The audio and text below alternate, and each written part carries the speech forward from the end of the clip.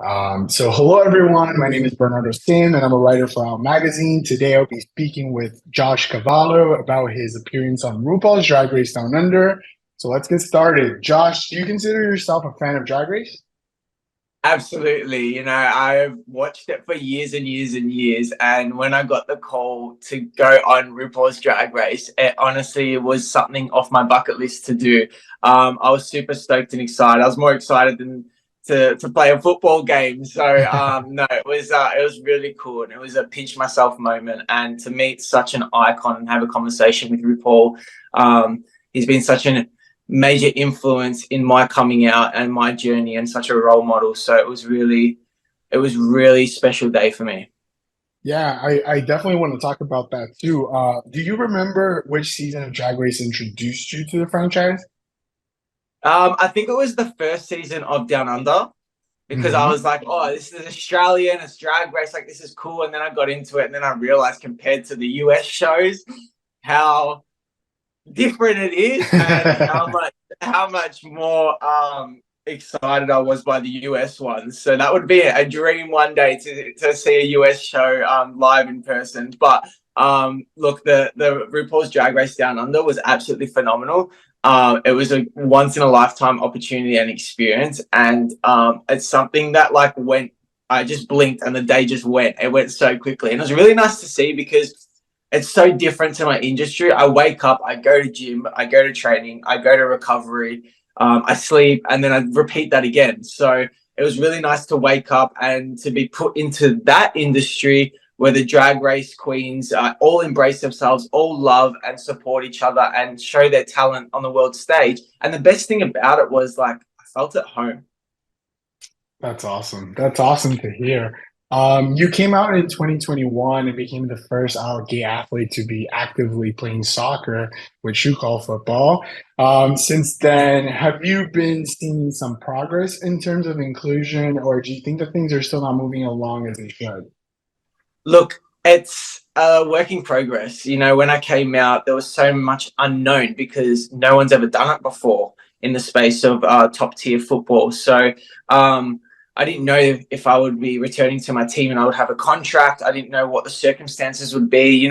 Unfortunately, there are countries where the LGBTQIA plus community are criminalized, and we do have life threatening issues in these countries, and these countries are huge soccer fanatics. So the hate and stuff does come a lot, and unfortunately, me being the first professional gay sports footballer, I know that this is going to come my way. Is it acceptable? No, it's not. Absolutely not. But to pave the way for the next Josh or the next kid to come through to feel like they can pick up a football and play with their team no matter what their sexuality is, I'm doing it for that little kid. It is difficult sometimes because everyone will come and attack me, but at the end of the day, when I'm walking in the street and I see a little kid run up to me and say, oh, Josh, let me tell you, you helped me come out, your story helped me come out to my family. And these kids are young, 10, 11, 12 years old, and to hear that, it warms my heart. And a kid said to me the other week that,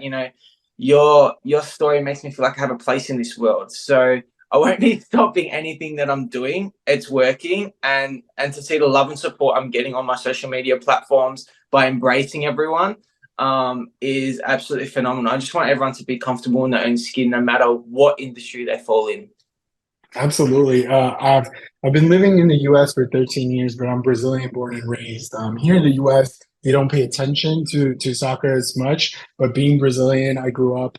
Soccer is our religion in It's Brazil. huge in Brazil, isn't Yeah. it? So when you came out, it actually felt like massive news to someone like me who grew up with soccer just, being our religion in Brazil. And it's very nice to hear that you're getting that feedback and that you're blazing this trail in a sport that the whole world watches and loves to follow. What's the biggest lesson you've learned in these 2 years since coming out? um, why didn't you do it sooner? Wow. My life has changed dramatically, and I go to sleep and I wake up and I'm so happy and comfortable to be Josh Cavallo.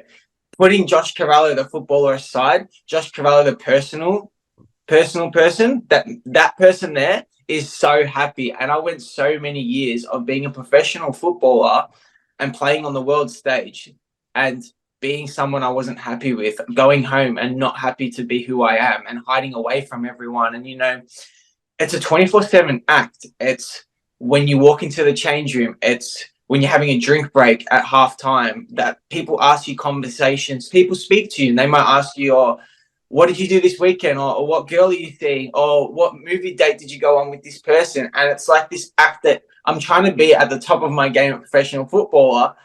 And then I have to be thinking of stories and making stuff up. And it's such a distraction in my Yeah. development of football.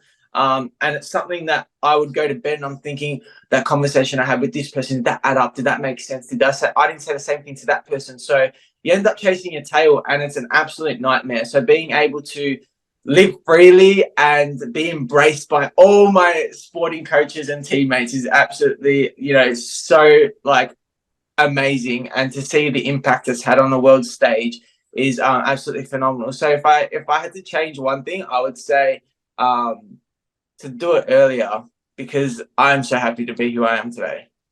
Yeah, well, that's great to hear. You've been very outspoken about LGBTQ inclusion in the world of sports.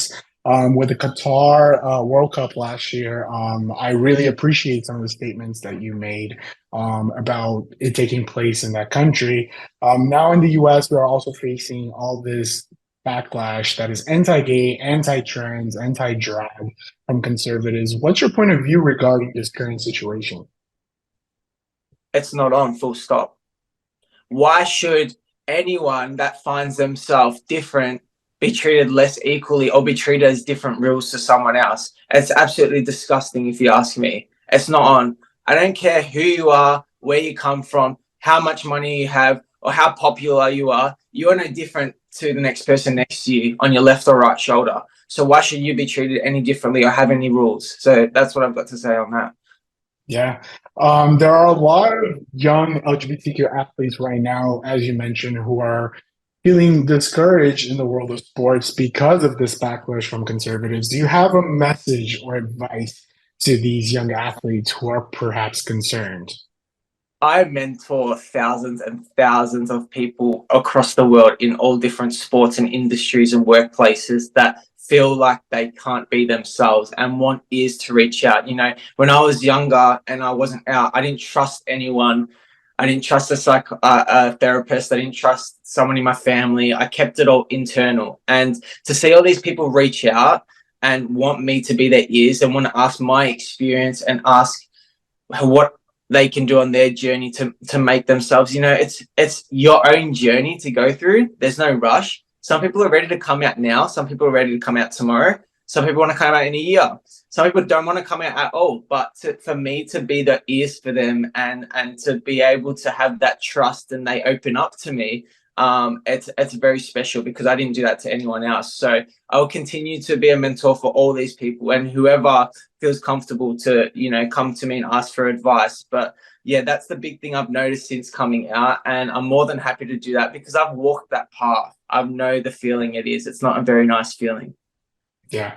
Josh, it's been a pleasure. Thank you so much for taking the time to speak with me. I hope you have a wonderful day. Thank you, Bernardo. It was an honor. Thank you. Thank you.